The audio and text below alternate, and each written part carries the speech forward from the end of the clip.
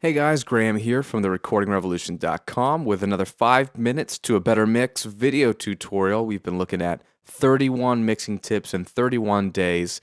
And today I want to talk to you about another vocal tip, but really it's an automation tip. As you're mixing, you're building this static mix, meaning you're taking the best balance that you can with your volume faders, and then you're using things like EQ and compression and maybe reverbs and delays and other little plugins and tricks and effects to really find a place for everything in the mix so it sounds great.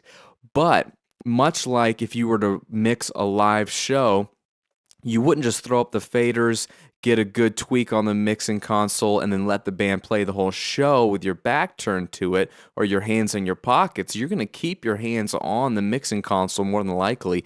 Not that you're going to have to make adjustments, but when the lead guitar player starts jamming on a solo, you're probably going to ride his fader up a little bit. Or when that harmony comes in on the keyboard player and she starts singing, you're probably going to bring her vocal up a bit so it's more prominent. You're going to literally mix the show in real time because different elements need to be brought out a little bit more at different parts of a song. The same is true when you are mixing for the studio or mixing for an album. You want it to be a living mix. You want it to be a live mix. And there's never really been any mix I've ever done where I set the levels, did the EQ, did the compression, and it was fine from start to finish with no volume adjustments needed to be made. It's just not the case. It's possible. I'm not saying it's not possible, but you have things like automation. And this is applicable to every major DAW out there, even though I'm going to do this in Pro Tools. What I want to talk to you about specifically in this video is vocal rides, okay?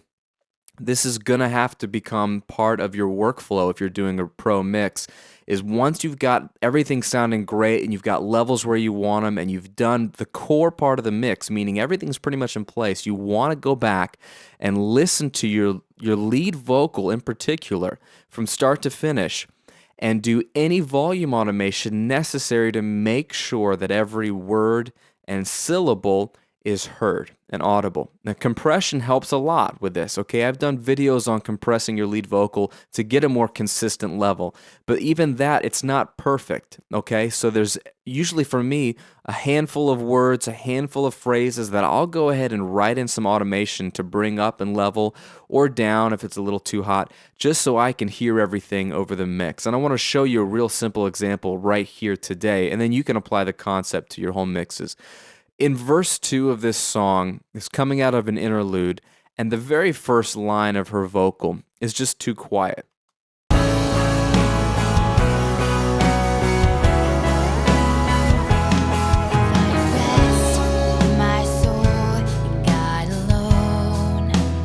Okay, the last phrase, "in God alone," I could hear that fine.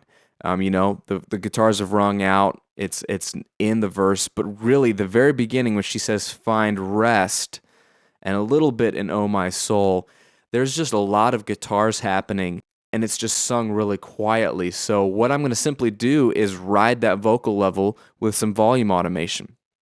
In Pro Tools and in a lot of DAWs, you can flip over to a volume view on your track. And then what I'm seeing is this line going across is telling me my vocal is at -4 dB. That's where it's sitting. That's obviously too quiet for this line, so I'm going to zoom in here a little bit. So she sings "Find Rest" right there, and then "Oh My Soul" right next to it. So what I'm going to do is just highlight this line, "Find Rest," and in Pro Tools I'm in the Smart tool, which is this little bar up here which selects all three of these, and all I'm going to do is drag up the volume at least by 3 dB. 3 dB is a good way to make sure you're hearing like a volume change, like an increment. It might be too much, it might be too little, but I tend to work in 3 decibel chunks and then tweak from there.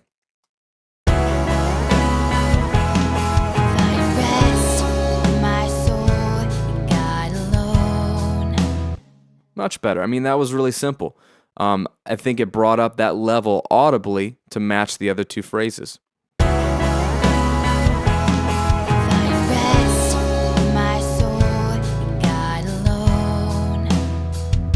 And if you really want to be picky, the "oh" in "Oh My Soul," needs to be up a little bit. So maybe I'll have the volume still be up, but coming down a little bit so that the O is still audible.